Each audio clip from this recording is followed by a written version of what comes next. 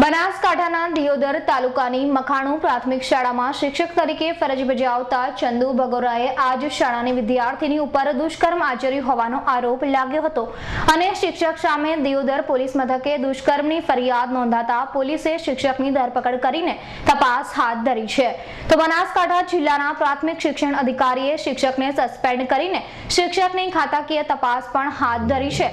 તો આજે આ શિક્ષક દુષ્કર્મના મામલે દિયોદરમાં NSUI દ્વારા દેખાવો કરીને ભાજપ સરકાર સામે સૂત્રોચ્ચાર કરીને આરોપી શિક્ષકને ડિસમિસ કરવાની માંગ કરી હતી।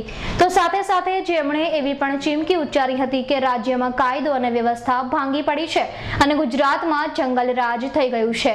ગુજરાતના ગૃહમંત્રીને રાજીનામું આપવું જોઈએ અને જો ગુજરાતના ગૃહમંત્રી રાજીનામું નહીં આપે, જો આ શિક્ષકને ડિસમિસ નહીં કરવામાં આવે તો આગામી સમયમાં સમગ્ર ગુજરાતના જિલ્લાઓમાં NSUI દ્વારા ગૃહ રાજ્ય મંત્રીના પૂતળા દહન જેવા જલદ કાર્યક્રમો આપવામાં આવશે। આજે આ મખાણુ ગામે જે શિક્ષકે આ એક દીકરી ઉપર જે આ અસભ્યતા કૃત્ય કર્યું છે, ત્યારે જ્યારે આ સરકાર એવું કહે છે કે બેટી બચાવો અને બેટી પઢાઓ, તો આ સરકાર જ્યારે બેટી બચાવો બેટી પઢાઓના સૂત્રો આપે છે અને જ્યારે આવે આવા નરાધમ કૃત્યો થઈ રહ્યા હોય છે, ત્યારે ખરેખર એ જ્યારે જે ડિસમિસ કરવા જોઈએ અને ડિસમિસ ના કરે તો એ ગૃહમંત્રીને રાજીનામું આપવું જોઈએ।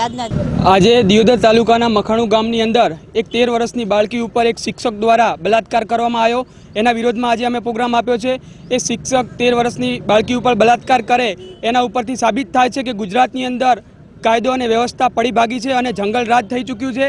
અમારી માંગ છે કે શિક્ષકને તરત સસ્પેન્ડ નહીં પરંતુ ડિસમિસ કરવામાં આવે અને ગૃહમંત્રી સ્વેચ્છાએ રાજીનામું આપે, અને જો ગૃહમંત્રી રાજીનામું નહીં આપે અને એને ડિસમિસ નહીં કરે તો સમગ્ર ગુજરાતના અલગ અલગ જિલ્લાઓની અંદર પૂતળા દહન ગૃહમંત્રીનું NSUI દ્વારા કરવામાં આવશે અને આગળ જવલત આંદોલન કરવામાં આવશે।